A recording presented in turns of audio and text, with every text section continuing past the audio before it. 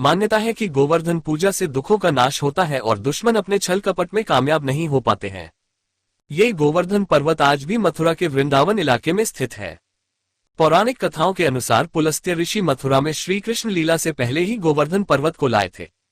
हिंदू मान्यता अनुसार पुलस्त्य ऋषि तीर्थ यात्रा करते हुए गोवर्धन पर्वत के पास पहुंचे तो सुंदरता और वैभव देखकर गदगद हो गए और उसे साथ ले जाने के लिए गोवर्धन के पिता द्रोणाचल पर्वत से निवेदन किया कि मैं काशी में रहता हूं, गोवर्धन को ले जाकर वहां पूजा करूंगा।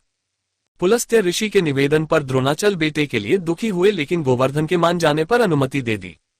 काशी जाने से पहले गोवर्धन ने पुलस्त्य से आग्रह किया कि वह बहुत विशाल और भारी है, ऐसे में वह उसे काशी कैसे ले जाएंगे, तो पुलस्त्य ऋषि ने तेज बल के जरिए हथेली पर रखकर ले जाने की बात कही। गोवर्धन ने कहा कि वह एक बार हथेली में आने के बाद जहां भी रखा जाएगा वहीं स्थापित हो जाएगा। आग्रह मानकर पुलस्त्य ऋषि गोवर्धन को हथेली पर रखकर काशी चल पड़े।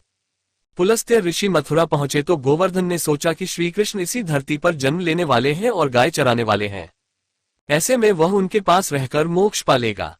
ये सोचकर गोवर्धन ने अपना वजन बढ़ा लिया, जिसे उठाने में पुलस्त्य ऋषि को आराम की जरूरत पड़ गई।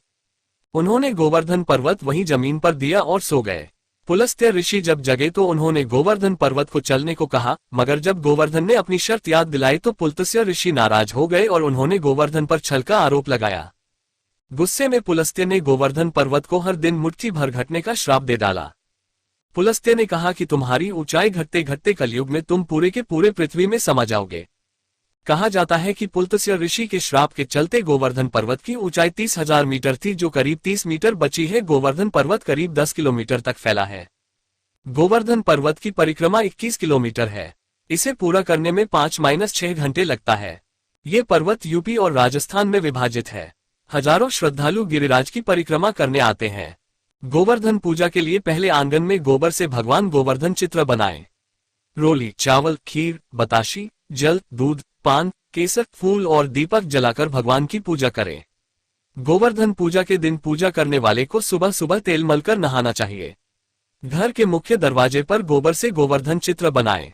गोबर गोवर्धन भी बनाएं। उसके बीच भगवान कृष्ण की मूर्ति रख दें। फिर श्री कृष्ण गोवर्धन की पूजा करें। पूजा की समाप्ति पर पकवान और पंचामृत से भोग लगाएं।